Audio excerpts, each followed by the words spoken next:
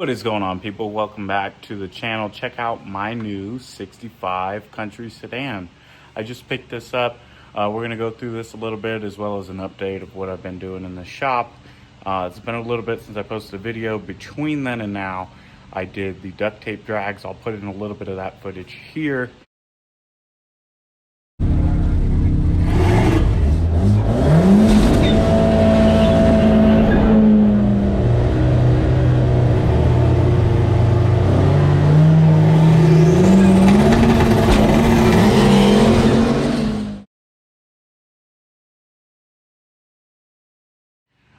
But other than that, I've just been busy working. I got the RX-7 that I'm putting the fuel tank in, trying to get that up and going. And we have a Lotus, and we'll go through that right now. Let me flip this camera around. But yeah, I'm super stoked for this 65 Country sedan. If you have any ideas for a swap, I'm up in the air right now on what to do with it. Definitely let me know what you think for a swap. LS has crossed my mind, but I don't want to do something that everybody's doing. So if you have some cool ideas, I'd tossed around maybe a 12 valve. I know on my TikTok that's gaining popularity. I asked there, what should I put in the 65 Country sedan? So anyways, let me flip this camera around and we'll go. Here it is, people. The 65 Country sedan, and it's already bagged.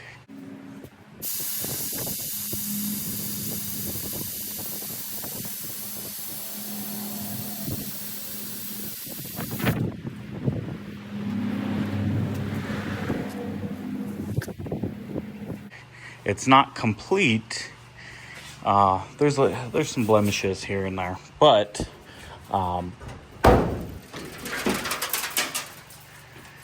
it does already have a bag system that needs to be gone through and updated. I'm gonna go through and take out all of that wiring and just start over. The rear does drag, and when the gentleman I bought it from towed it, it had dragged a hole through the floor. But that's okay, because I love this car just as it is. I love all the rust spots. There's a hole in one of the doors. I mean, honestly, that's the kind of stuff I'm into.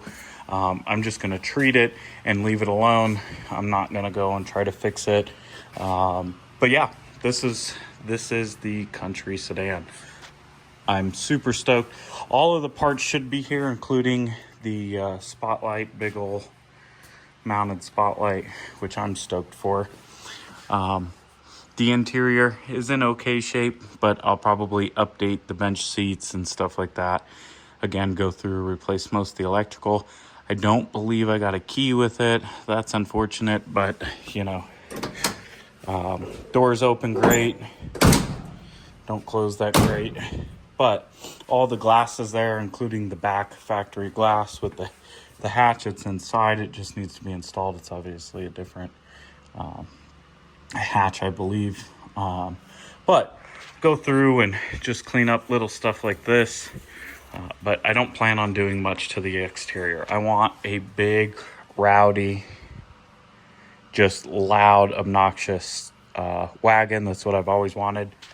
Follow me at all, you know, or you know me personally, I've been talking about a wagon for years. So finally I have my big old ugly wagon. To me, it's beautiful. Matter of fact, too, I'm gonna go down to like I don't know, Goodwill or something, pick up like some vintage luggage just to strap up there for the looks. It's the kind of stuff I'm into. But yeah, I'm super excited for this project. Let me know what you think. 12 valve, just something unique, right? I'm not looking to go fast. It's, you know, this wagon takes up like 2 car lengths in my shop. So I'm definitely not looking to go fast. I just want something cool to daily and something unique, right? That's why I was going, you know, 12 valve Cummins, or, you know, just something that's not done all the time. So anyways, let me flip you around and show you this Lotus. This is the Lotus. I'm repairing the bumper here. That bumper's been smashed and repaired tons of times. Hopefully this time I can get it to hold up a little bit better. I'm gonna go through and redo this grill because it got smashed as well. But the main thing I was doing was updating from an electronic fire system to a manual pull fire system. I have that in and mounted. I have the cable ran. All of the nozzles are hooked up and ran. You can see those right there. And the other one back here in the engine bay. It's funny because I did a video on TikTok saying, oh, it's a 2ZZ swapped Lotus Elise, and everybody's like, I got a couple of people, but mostly everybody was like, hey buddy, they came with one. So anywho, this is the Lotus. What else did I do? Fire system. Oh, we're gonna do a lithium battery, and then the battery tucks way down there, and when the clamshell's back on, you can't hardly get to it. So we're gonna do a smaller lithium battery, and that's originally where the fire system was too, and that's why I moved it back there, because to get to it for inspection is ridiculous. Like, I'll show you when it's complete, maybe in the next video, but you can hardly get down there when the clamshell's on and all the pieces are back and whatnot. But a little bit of wiring repair, because this does have an aftermarket dash. A rodent got in there and chewed up some of the wiring. Outside of that, the last person that was racing this, not the owner, but a friend of the owner's, ran it into some rock, and so got to debead that tire, clear out all the rock. I probably pulled 10 to 20 pounds of rock out of just about every crevice.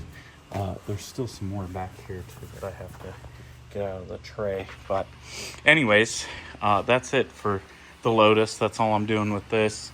The RX-7 is known to be running. The fuel tank had a leak, so we got a new fuel tank. I just have to get it in, but in order to do so, I have to trim out some of the angle iron back here. You can see they used some counterweights. It's pretty cool as a previous owner. But yeah, this thing is known to be running. It's just got a 13B. It is a Phytech swap 13B, so I do have to go through and set all that up. But yeah, check out the Wagon. That thing is sweet, no? I can't wait to get this thing out there and on the road and driving it. Like, I'm literally might just pull the trigger on putting a Ford motor back in here just so I can drive it till I figure out the long term of what I'm gonna do, because I'm just so excited to get it cleaned up, put back together, and drive it.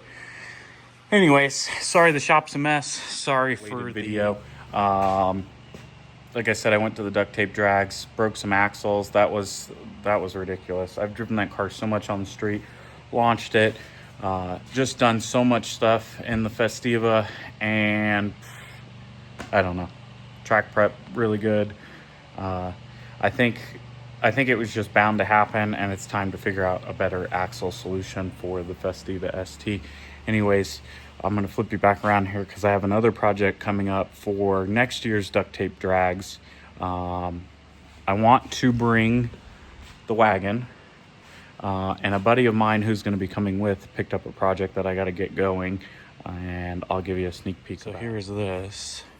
Oh, by the way, grab this built Oldsmobile engine, but right, Chevy love, cool enough.